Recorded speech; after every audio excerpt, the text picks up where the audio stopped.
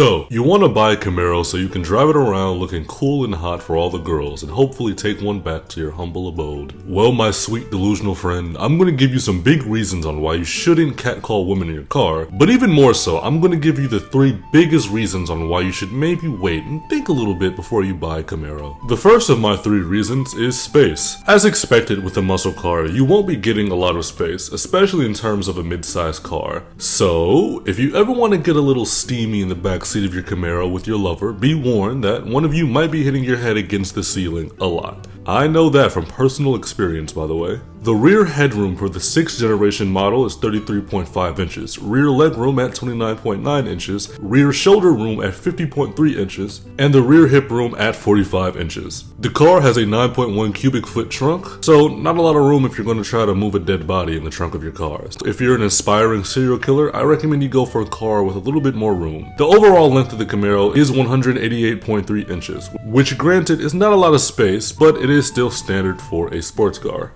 At number 2, a big issue Camaros have is visibility. The visibility on Camaros are pretty bad. Now, this is less noticeable if you're an experienced driver, but still noticeable nonetheless. Due to the length of the front of the car, you will notice that the hood will take up a good chunk of the visibility on the road. Going even more into the elements, due to the build and just size of the car, a Camaro has a lot of blind spots, making it very difficult to drive in inclement weather. But like I said earlier, if you're already in the mood to buy a Camaro, you're already an experienced driver, or just looking to have a little fun.